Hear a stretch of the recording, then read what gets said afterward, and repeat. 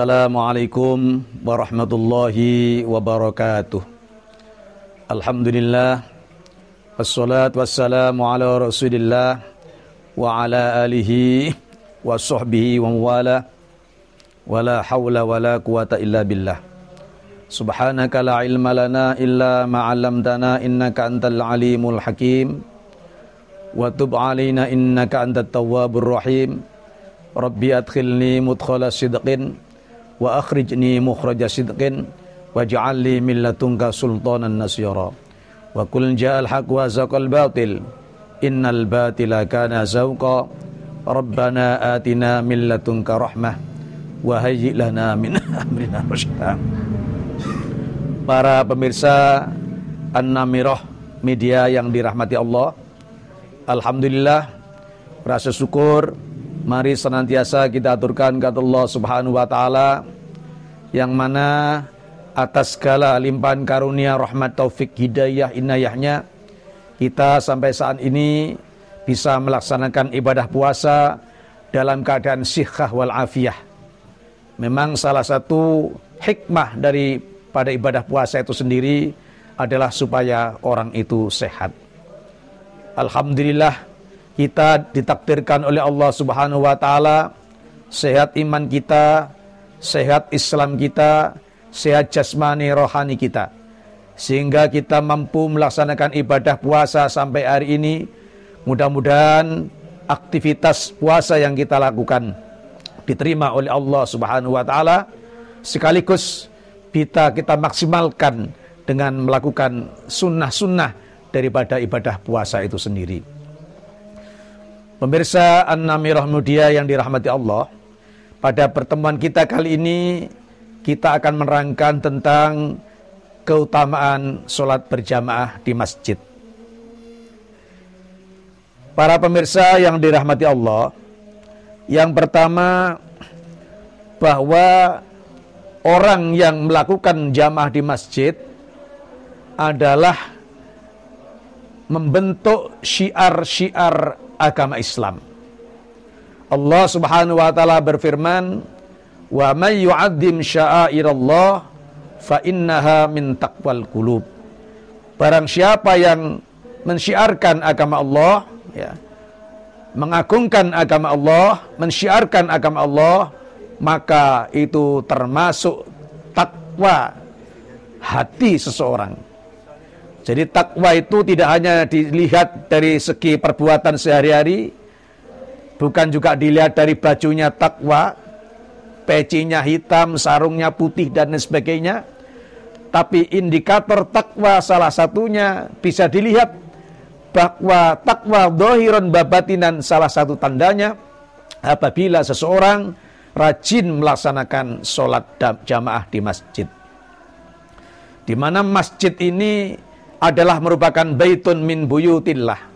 Masjid ini adalah merupakan rumah dari rumah Allah Subhanahu wa taala.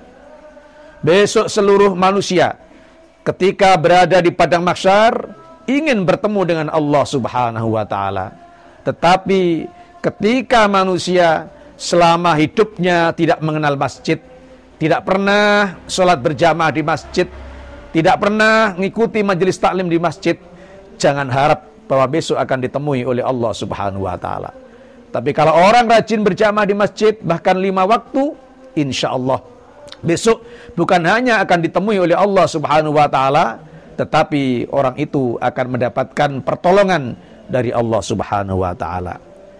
Ma'asyiral hadirin, pemirsa Namirah Media yang dirahmati Allah.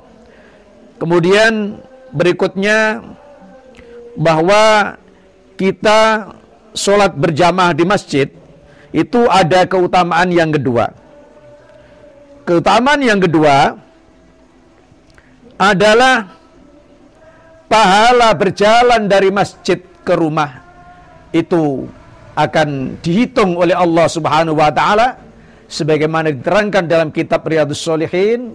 1 langkah derajat orang itu akan diangkat oleh Allah Subhanahu wa taala, sementara langkah yang lain dosa orang itu akan diampuni oleh Allah Subhanahu wa taala. Semakin jauh jarak orang itu dari rumah ke masjid, maka semakin tinggi derajat seseorang itu. Semakin jauh jarak seseorang itu dari rumah ke masjid, maka semakin diampuni dosa oleh Allah orang itu.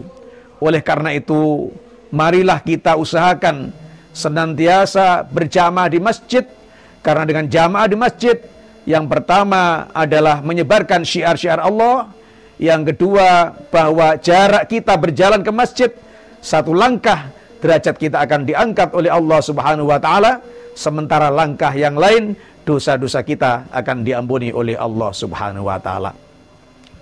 Kemudian yang berikutnya, bahwa dengan sholat berjamaah di masjid, maka sholat kita akan semakin berkualitas.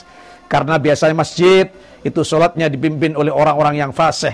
Secara syariah, orang yang fasih, yang membaca sesuai dengan makharijul huruf, sesuai dengan ilmu tajwid, kemudian khudurul qalb, dengan membaca Al-Quran, dengan menghadirkan makna-makna dalam hati, maka akan menambah kualitas seseorang.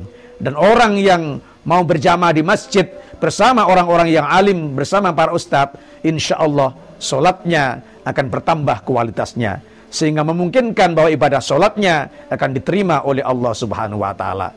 Dengan sholatnya diterima oleh Allah, insya Allah atharus sholat, bekas-bekas sholat itu akan bisa diaplikasikan dalam kehidupan sehari-hari. Insya Allah kalau sholatnya diterima oleh Allah, sholatnya membawa asar, maka orang itu akan dihindarkan dari perbuatan fahsya dan mungkar, sebagaimana firman Allah Subhanahu wa taala, inna sholata tanha 'anil fahsya'i wal munkar, bahwa sholat akan mencegah dari perbuatan keji dan mungkar, dan itu akan bisa dilakukan manakala orang itu sholat sesuai dengan syarat rukun dan sunnah-sunnahnya, apalagi dilakukan berjamaah di masjid.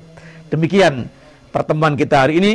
Mudah-mudahan kita senantiasa diberikan ilmu, umur, rizki serba barokah, dan apabila kita dipanggil oleh Allah, mudah-mudahan kita dipanggil dalam keadaan husnul khotimah. Wallahul muwafiq ila aqwamit thoriq. Assalamualaikum warahmatullahi wabarakatuh.